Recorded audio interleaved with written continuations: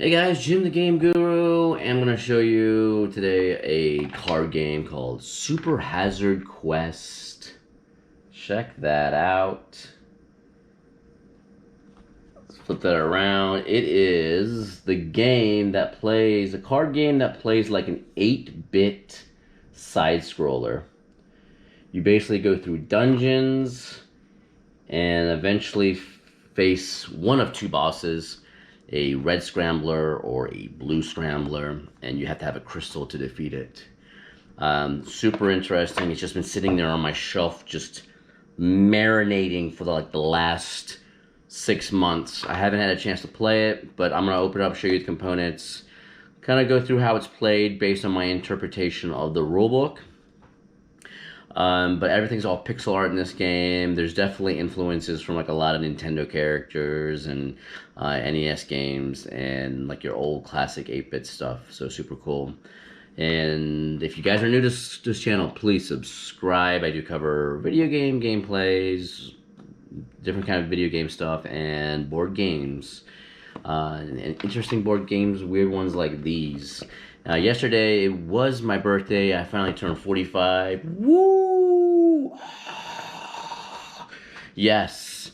Got this, like, this is a balloon from the aftermath of my birthday. Check that out. It's a great big game on. It's your birthday. Could you imagine having a controller like this? You're like dueling with somebody else in the house, and you just pull a controller like this. You're like, let's rock, dude. My God, it'd almost be like one of those joystick ones that you use like this when you start tapping on it. But super cool. My family got me a green screen for YouTube videos, and it's super amazing. I can't wait to set that up. I need to find a place to hook it up in the house and have like a dedicated space where I can use the green screen and do a lot of my recordings. And but yeah, I'm gonna go ahead and dig into Super Hazard Quest and rip this bad boy open. See you on the other side. All right, let's dig into Super Hazard Quest and show you some of these components. And like I said earlier, it is a kind of, here's the instruction manual. It's actually a pretty decent sized instruction manual. It's about 27 pages. There's actually a big glossary and FAQ in the back to kind of clarify a lot of the rules. Not a whole lot of components besides the manual. You'll see we'll kind of dive in a little bit more. But even the manual is very kind of pixelated, a lot of the font. So you get that kind of that retro 8-bit pixelization, or even 16-bit. Super cool. Super Hazard Quest manual. Let's go into this here. So here we have a heroes. It's listing out the heroes that are in this game. And you can see here how it's got like a lot of these heroes look like certain NES characters. Like this is looking like very much like Peach from Mario, Samus from Metroid. What else we got? We got this one looks like Snake from Metal Gear. And then we have this one that looks like Donkey Kong. And then here we go. Gee, I wonder who this looks like, huh? Like one of the Mario's, Street Fighter kind of character here. Gee, look at this one. Elf of Legend. Yeah, that's definitely doing Link. And then there's this ninja one, which I'm guessing maybe something like a Ninja Gaiden or something. Who knows? But here's your combat heroes and directional heroes. Each hero in this game actually has inherent abilities. And I'll kind of get into that when I show you some of the dungeon tiles and stuff. There's also directional hazards and combat hazards in the game. So there's 4 directional hazards, which is climb, dig, unlock, lift. And combat hazards, there's 4 of them, which is stomp, attack, defend, and hide. So there are your 4 of each. This is kind of a reference card, I guess, in the game. Let me see what this is. Oh, okay. So this is a demo stage card. This is something it's like you don't really play with this card. I guess it kind of explains like some of the movement and kind of the rules of how when a player's turn begins and ends on how it ends. So we got tokens, lovely tokens. These tokens are the player tokens. These are for each of the characters. All the characters I kind of just showed already, like this one being kind of like the Mario Brother one. This person's inherent ability is Stomp. The Mighty Gorilla, which is like Donkey Kong, is inherent ability Lift. And then this one's on Lock, the one that kind of looks like Snake from Metal Gear. So all of these tokens here are your characters on the actual board in the dungeon. And they are all pixel retro inspired on these tokens. All right, so let me put the stack of player tokens over here, and then go into in some of these. Let me see. Let me do the dungeon cards first. All right, so this is the dungeon deck right here, and in this dungeon deck you have, well, these are dead ends. Here's a final boss, the red scrambler. We have the blue scrambler. We have, you can see how like some of these things are laid out, where they have a checkpoint flag here. This one right here has a mini boss called the Sky Sorceress, in which you have to beat in order to get a blue crystal. And all these stages have an entry point and an exit point. So these will lead to other dungeon places, other dungeon rooms. Here we go. Frustrating Fortress, stage 11-2. But all of these different kind of, you can see it's all pixelated, kind of pixelated levels. It's all side-scrolling levels, which is pretty awesome. Stage 2-1. Go through all of these, and like this one has got like a robot, kind of like in Mega Man. Even like a ship here in the background, kind of like in Gradius games. This has got some pictures of some people. I don't know who they are. Maybe they are the developers behind this card game. Yeah, and all these different stages, ice and desert, and it's just so cool. Yeah, I like that. I like that a lot. All right, so these are the rooms that are going to be in the dungeon. Let me show you some of these items. Let's see if I can get these item cards out of here. If I can, without these tokens and stuff falling out. I might not be able to. Okay, here we go. Okay, so this is the item deck, and you can see right on the back side it'll say item deck. And these item decks will actually have actions that you can perform. And this particular one, like the Shadow Sword here, will do an attack and hide. And these actions that are on each one of these cards allow you to move through the dungeon by having each one of these actions allowing your character to kind of go through a challenging point. It's kind of like, okay, I'm in a room and there's different points of resistance, like different hazards, I guess you can call them. And these actions from these items will help you meet the conditions in order to pass those hazards. So like this will give you an attack and hide. This hook shot will give you a climb and attack. We got a dark shield. It just gives you defend and hide. This one gives you dig and attack. This pickaxe. Spike kick gives you hide and unlock. And there's ninja grapple, climb and hide. There's so many these different items that you can get that give you all these different actions. Each player can have 5 item cards in their hand. But like, I mean, there's so many, and I like the fact that there's a lot of these are not repeating. They're a lot of them are different, which is cool. Then there's like these super items that give you, like these ones are super items. Like this one will give you super unlock, so it will allow you to use unlock your entire turn infinitely until you end your turn. Like this one gives you super dig. Here's some magic items. This one gives you super magic, unlimited use of single action in a single turn. Now these red ones here, they're hazard. These hazard items, this is a directional hazard. This will allow you to place a hazard item on the board. And this will allow you to place a combat hazard item. And then you have other like crazy items like trapdoors and seeking eye. These are actual special items. But a lot of these special items are so powerful that they will end your turn immediately.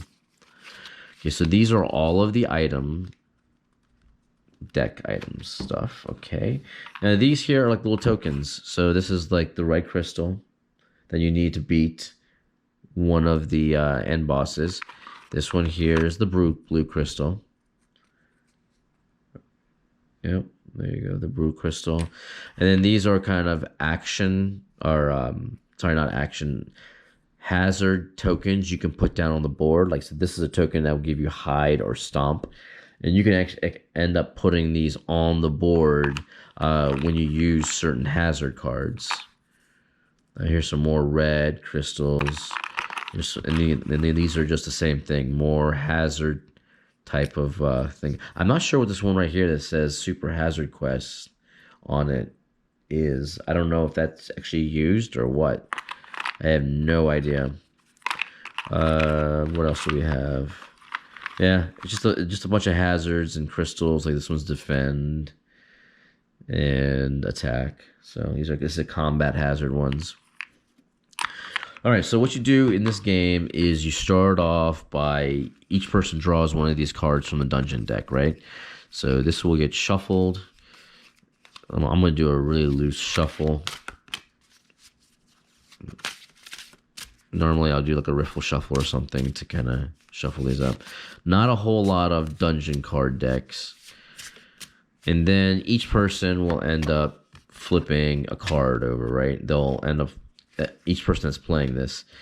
And the person with the lowest card is the card that actually starts off the dungeon. But these ones are all really, really high. So let's pretend, let me actually get this here. Let's pretend that, let's just pick one. I just want to pick one out of here. So let's pretend like, okay, O2, right? Let's pretend O2 started off. And what happens is your characters will end up all starting in the same place right there. So this is the start of the dungeon, O2. And you can actually go left or right or down. And in this dungeon, this room, there's also empty spots where you can put additional hazards later on. Actually, this one you can go up too. You can actually go up. If you have climb, you can go up. And what happens in the game is that this dungeon deck is like this, right? It's face down. And as you unlock certain areas as you're moving from one room to the next, you'll actually end up drawing the next card and then flipping that over. So let's say if somebody was going from this room to this, they would flip this card over to be the next room. And the same thing for the other rooms. And then as you go into the other rooms, you can actually go up and then you'll end up hitting this room. The important thing to remember in this game that is as you're going through, so each player gets 5 cards. So I'm just going to put some random cards in my hand. Each player gets 5 cards. So this is going to have this and this, right? We'll just say that person has that. So how do you take your one person, your little meeple or character, whatever it is, on the board? How do you get from one room to the other and get past these hazards? And the answer is using the 5 items in your hand. So like if I played this, I would get hide, okay? But see, what I need on this, I need an unlock. So do I have anything that has an unlock? See, I have hide, attack, and super hide. So I do not. So I don't have anything that can do unlock to enable me to go to this next room over here. Do I have a dig? No. Do I have a lift? No, I don't have a lift either. And I don't even have a climb, do I? I don't have a climb. I don't have anything. So what you can do in your turn is there's two types of turns you can have. You can say, hey, I need this. There's a standard turn, which allows you to play your cards to get through the hazards to then go to an adjacent room. If you don't have any cards that will allow you to move, you can actually take a discard turn. And a discard turn will allow you to discard as many cards as you want. And then from the item deck, you'll just draw 5 more cards, right? And let's say you eventually get a, what do we need, a lift? Here's a lift, right? And a stomp, and then a dig. And let's do a defend and climb. Let's say you eventually get this. Let's say I discarded all of these cards. And now this is my new hand, right? So next time when my turn comes around, I can actually say, okay, you know what? I'm going to use a lift to go to the left. And if I go to the left, then the next dungeon card gets revealed. And this character can then go into this. But then once it gets here, you need to get to a checkpoint. So what your turn in this game consists of is going from checkpoint to checkpoint and going through the hazards to get to that checkpoint. And the way you get through the hazards is by playing these cards. You play your item cards. You have up to 5 cards in your hand. You can play them all if you want. You will end up getting any cards you're missing in your hand. Let's say you play 3 and you still have 2 in your hand. You will get 3 cards back at the end of your turn. If you play all 5, you get you get 5 new cards right from the deck, right? And you want to go from flag to flag. If for some reason I am going from this room to this room, and I like this one needs 2 hides, right? And if I don't have 2 hides and I can't make it to this flag, then what happens is your hero gets wounded. And when your hero gets wounded, your turn ends. You lose whatever cards you put down, and your hero goes back to the previous checkpoint flag that you were at. So this game involves just a lot of going from room to room, using items to pass the hazards that are on the dungeon cards.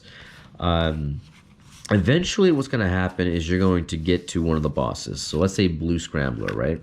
Eventually you'll get to Blue Scrambler. Let's say Blue Scrambler is right here, right? But Blue Scrambler, in order to defeat the Blue Scrambler, you need a blue crystal. And the way to get a blue crystal, let's see, is there a card here? Is to defeat a mini boss. Here, perfect, right here. So let's say this mini boss right here, Sky Sorceress, in this dungeon card was revealed. Let's say it was up here, right? So Sky Sorceress is up here. You need a blue crystal. So eventually, as you're exposing these different rooms, you would need to move your character, get your character up here and over here to defeat the Sky Sorceress. But in order to defeat her, in order to get the blue crystal, you would need 2 hides, a stomp, and a defend. Now, it's important to note that in this game, you don't have to defeat the mini-bosses. So like this, with this Sky Sorceress card, if I want to just pass her and just go over here to this to go to the next room, I could. As long as I had something to use an ability for unlocking, I can pass this hazard, Directional Hazard, and get to the new room. There's different ways of revealing. There's different ways of revealing new rooms. You can either go through the room and pass the hazard. Like so, this one over here at the very top has a hazard of climb. So if I had item cards that would have climb in it, I could play it, get past climb, to then reveal. So if I was here and I had hide and then I had a climb, I can use that to move through this room. And then when I move through this room, I will automatically reveal the next dungeon card. In this case, it would be the Red Scrambler. Holy cow! Um, or what you can do is you can actually go to a checkpoint flag. So like this would be Red Scrambler. I don't have the red crystal. I would get wounded and I would go back. Another way to get wounded is if you don't have the hazards to pass a room, or if you hit something like this, which is a dead end, that would be enough to wound your character to go back. The one thing you can do in this game, though, is when you get to a checkpoint flag. Let's say if I made it through all of this and I got to a checkpoint flag, I can actually end my turn with a look ability. And I can say, hey, you know what? I don't know what's over here, but I'm gonna end my turn with a look. And then that would reveal, my turn would end, and then the next person would go. So what you need to do in this game is get to these final bosses, the blue or the red scrambler. You need to get to a mini boss and defeat it. That will give you the crystal that matches the red or blue scrambler. Now, you have to have the items again in your hand that will allow you to pass through each of the hazards in the room. And you go from checkpoint to checkpoint. You end your turn there. Now, you don't have to, once you get to another checkpoint, you don't have to end it right there right away. You could get risky and say, you know what? Let me continue and just try to move along. Maybe instead of going from here to here, let me try to go to this one. But you have to have enough actions or item cards to get you to a specific checkpoint in order to end your turn. All turns need to end at a checkpoint. Now, there's another thing in here that is kind of interesting. They actually have combat. Let's say I'm a player and I have the blue or red crystal. And let's say I was right here, right? I was right here. I had a red crystal. I'm going to give myself a red crystal here. And then another player ended up moving through the dungeon. They had enough hazards or items to clear the hazards to get to me at this pole, right? This checkpoint. They could actually, if they wanted, let's say if they had a bunch of hazard cards in their hand, I don't know, some combat hazards or whatever. Let's say this was their hand, right? They had, let's get rid of these. Let's say this was their hand. They had a bunch of combat hazards. They got to me there and they like, okay, you know what? They put down these combat hazards. They could name some of these combat hazards. Like, okay, they pick a combat hazard here and another combat hazard here. Or they can use directional hazards too, as long as they're hazard cards. If I don't have, so let's say my hand is over here, right? So this person landed, they're laying these two. I have like a bunch of cards here in my hand. If they lay these two, and then they name some hazards. If I don't have the same matching combat hazard or directional hazard item, as far as using an item to defend against that, then they can actually win a combat battle against me and take my red crystal from me. So there is a way in this game to do combat. It's whenever another player lands on the same flag as you, checkpoint as you, and they want to do combat, they can steal a crystal from you.